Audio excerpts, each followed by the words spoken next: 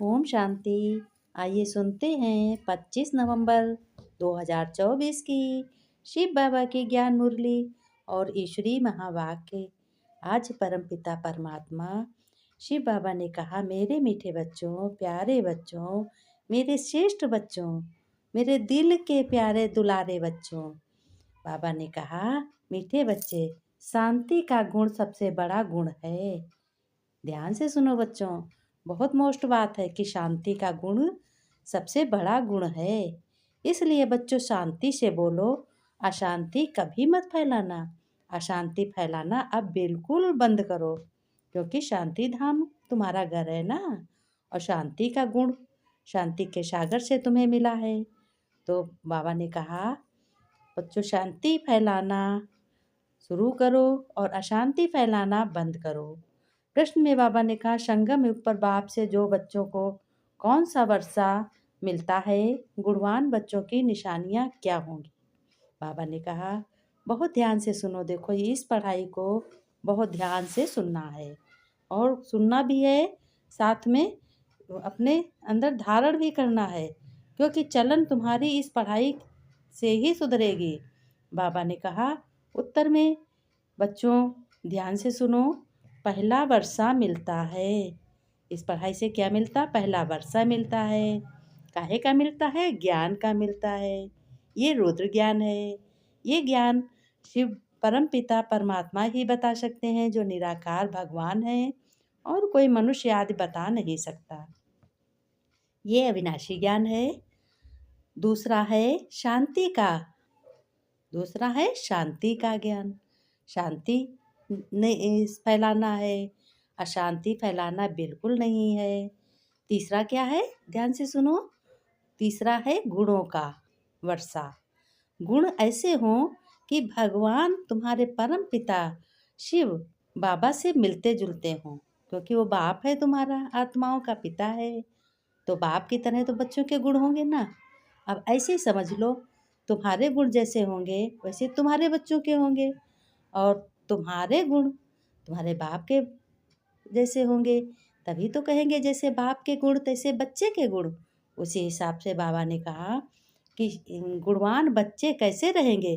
सदा खुशी में रहेंगे, सदा झूमते रहेंगे, क्योंकि किसी का अवगुण नहीं देखते हैं वो बच्चे, किसी की कंप्लेन नहीं करते हैं वो बच्चे। कौन बच्चे नहीं करते? जो परम पिता शिव बाबा के बच्चे हैं, जैसे तुम सभी लोग हो ना। इसीलिए जिसमें अवगुण है उनका संग कभी नहीं करेंगे, जो क्योंकि उनका संग दोष ना आए। संग एक शिव परम पिता का ही करना है, और ब्रह्मा बाबा की तरह पद चिन्हों पे चलना है, बाप समान बनना है। बाबा ने कहा, बच्चों कोई ने कुछ कहा तो सुना अनसुना कर अपनी मस्ती में रहना है। किसी की बातों को ध्यान से नहीं सुनना है। एक कान सुनो, एक कान निकाल दो, और अनसुना कर अपनी मस्ती में रहना है। तुम्हारी मस्ती क्या है? हैं? मेरा बाबा मिल गया, मेरा बाबा मिल गया, मुझे भगवान मिल गया। इस मस्ती में रहना है। सभी मनुष्य आत्माओं तो तड़फ रही हैं भगवान के लिए। तुम्हारा बच्चों कितना श्रेष्ठ भाग्य है कि तुम्हें स्वयं भगवान ने अपना बनाया है। तुम भगवान के बच्चे हो, ईश्वरी संतान हो। तुम्हारी ईश्वरी फैमिली है, तुम भी ईश्वरी फैमिली हो, और तुम्हारी वर्तमान में जो तुम्हारी लौकिक फैमिली है वो भी ईश्वरी फैमिली है। बाबा ने कहा, ओम शांति बच्चों। रूहानी बाप बैठ रूहानी बच्चों को समझाते हैं। क्या समझाते हैं? बाबा कहते, एक तो तुमको बाप से ज्ञान का वर्षा मिल रहा है, बाप से भी गुण मिलता है।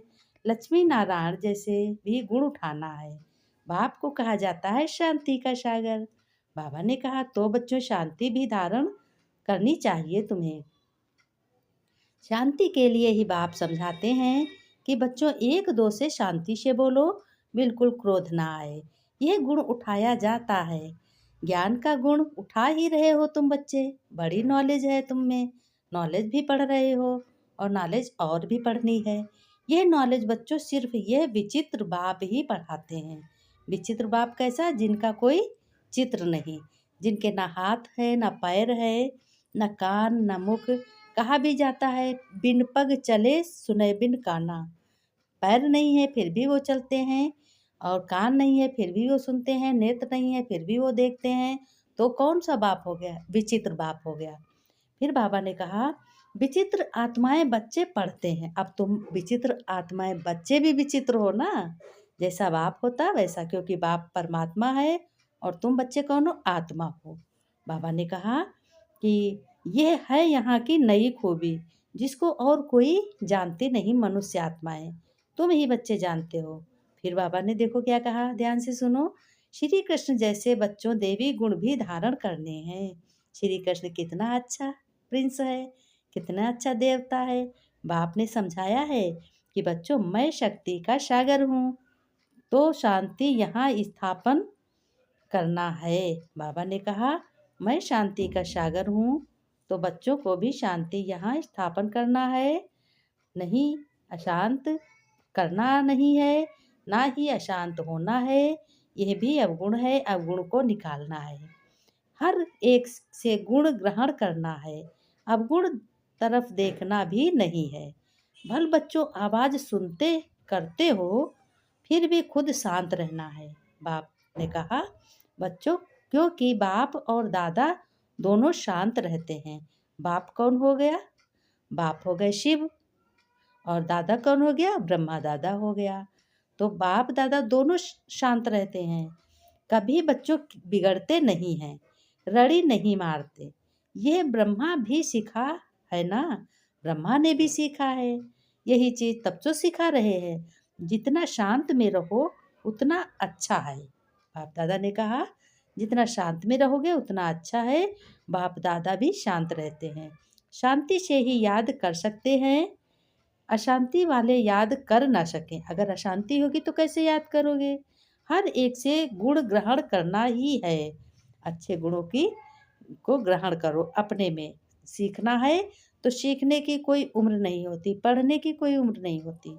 हर जीवन भर इंसान पढ़ता है, जीवन भर इंसान सीखता है। बाबा ने कहा, दत्तात्रेय आदि के मिसाल भी यहाँ से लगते हैं। बाबा ने कहा, दत्तात्रेय के मिसाल भी यहाँ से लगते हैं, चुगते रहते हैं। उठते बैठते चलते अपने ज्ञान को सिमरण करते रहो। सिमरण माने याद करते रहो कि बाबा ने हमें क्या पढ़ाया, आज का पाठ में बाबा ने क्या पढ़ाया। ये बहुत ध्यान देने वाली बातें हैं। सारा दिन बच्चों बुद्धि में यही रहे तुम्हारी, किसको कैसे समझाएं और बाप का परिचय कैसे देवें। जब तुम्हारी बुद्धि में रहेगा तो युक्ति जरूर निकलेगी, उसका हल जरूर निकलेगा। बाबा ने समझाया है कि जो भी बच्चे आते हैं उनसे फार्म भराया जाता है। सेंटर पर जब कोई कोर्स लेने चाहते हैं तो उनसे फार्म भराना है, कोर्स नहीं लेना है तो फार्म भराने की दरकार नहीं है। फार्म भराया ही इसलिए जाता है कि मालूम पड़े इनमें क्या क्या है और क्या समझाना है। फार्म माने जब जैसे ज्ञान सुना, इसके तो बड़े बड़े क्लास हैं, हेड ऑफिस माउंट आबू में है, तो जाना है, कोई भी ऐसे नहीं जा सकता वहाँ। बाबा ने कहा कि वहाँ कोई ऐसे नहीं जा सकता, वहाँ जाने के लिए रजिस्ट्रेशन होता है, फार्म भरना पड़ता है, तब वहाँ एंट्री होती है। बाबा ने कहा, क्योंकि बच्चों दुनिया में इन बातों को कोई समझते नहीं है, तो उनका सारा मालूम पड़ा फार्म से। बाप से कोई मिलते हैं तो कहते हैं फार्म भराना पड़ा, तो मालूम पड़े क्यों मिलते हैं। बाबा ने बहुत ही मोस्ट बात बताई है कि क्योंकि तुमको बेहद के बाप ने आकर अपना परिचय दिया है, तुम्हें बाप का परिचय देना है, तो तुम फिर औरों को परिचय देते हो बच्चों कि नहीं देते हो? अपने मन से पूछो, मन से सोचो कि किसको किसको परिचय दिया है। खुल के कहो कि भगवान आ गया है, भगवान मुझे पढ़ाता है, भगवान मुझे समझाता है, और भगवान मेरे साथ रहता है, सारे कर्म भगवान कराता है। जब भगवान हमारे साथ है तो हमारे कर्म सत्कर्म बनते हैं, सत्कर्म बनते हैं। समझाओ, मालूम पड़ेगा उनको समझाया, वह याद रहा व नहीं। तुम देखेंगे 2 दिन के फार्म में फर्क जरूर होगा, झट तुमको मालूम पड़ जाएगा। बाबा ने कहा, झट तुमको मालूम पड़ जाएगा। फिर बाप समझाते हैं, बच्चों, इस छीछी दुनिया से तुम बच्चों के दिल हट जाना चाहिए। और तुम्हें तो बच्चों गुलगुल बनना चाहिए। गुलगुल बने हो? बाबा पूछ रहे हैं बच्चों से कि गुलगुल बने हो? कितने ज्ञान सुनकर भी भूल जाते हैं। सारा ज्ञान उड़ जाता है, एक कान से सुनते निकल जाता। बाबा ने तो कहा काम महाशत्रु है। बाबा तो बहुत अनुभवी है। बाबा कहते हैं अच्छी बातों को दिमाग में भर लो, दिल में रख लो। उनको एक कान से सुनकर एक कान में निकालना नहीं है। दो कान इसीलिए हैं कि एक कान बुराई निकालने के लिए है। बाबा ने कहा आगे समय आएगा तुम लोग विलायत आदि में भी जाओगे। ये बहुत वंडरफुल ज्ञान है। बाबा ने कहा इस समय सारी दुनिया का करेक्टर कैसा है? बिगड़ा हुआ है। पावन दुनिया कब थी, कैसे बनी, इन्होंने राज्य भाग्य कैसे पाया, कभी कोई बता न सके तुम बच्चों के अलावा। बाबा ने कहा वह भी सुनेंगे पैराडाइज कैसे स्थापन होता है। तुम्हारी बुद्धि में बच्चों यह सब बातें अच्छी रीत हैं और पढ़ी हैं, तुमने पढ़ रहे हो। तो अब तुम्हें बच्चों यही लात और तात रखनी चाहिए। क्या रखनी चाहिए? कि और सब बातें भूल जानी चाहिए। एक बाबा की याद, बाबा का ज्ञान होना चाहिए।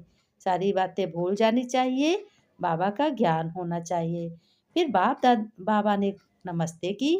मेरे सीखे लगे बच्चों, माता पिता बाप दादा का याद प्यार, गुड मॉर्निंग।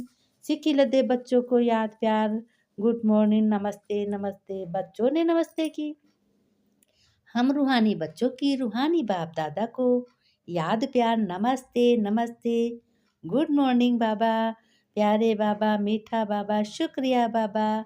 बाबा ने धारणा में बताया अपना चेहरा बच्चों सदा खुशनुमा रखने के लिए अपने आप से बातें करनी है।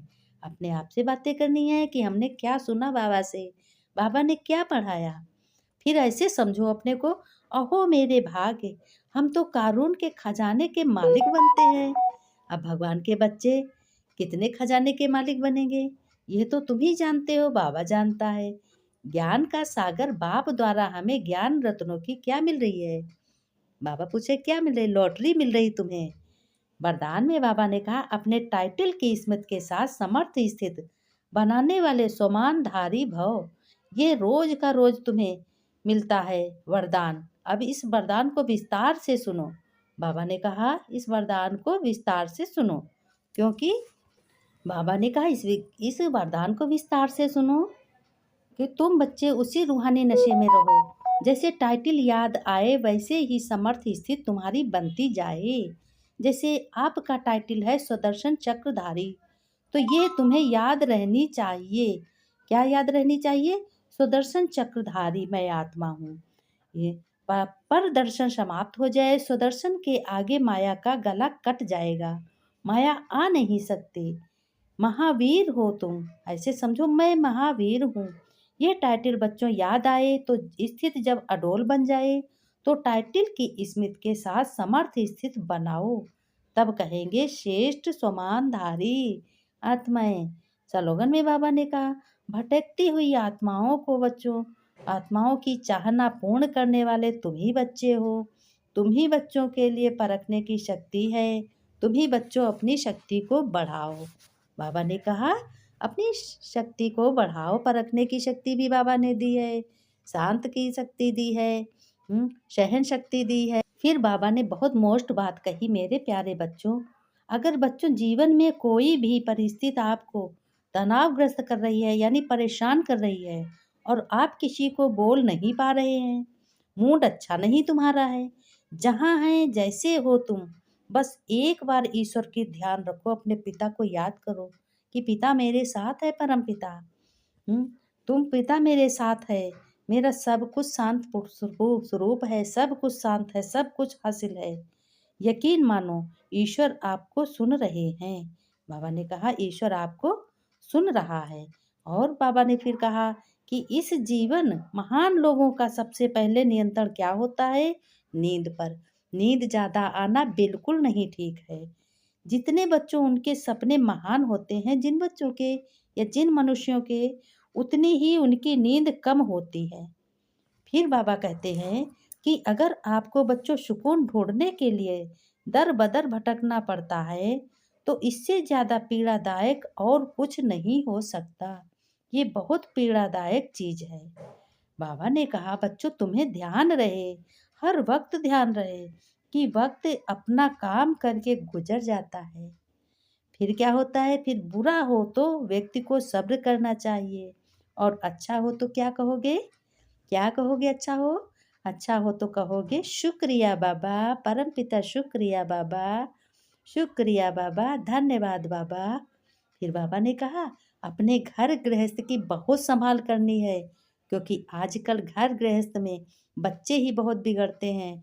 बाबा से सारी शक्तियाँ लेकर बच्चों को शुभ संकल्प चलाओ कि बच्चे हमारे बहुत अच्छे हैं, श्रेष्ठ हैं, महान हैं। ओम शांति।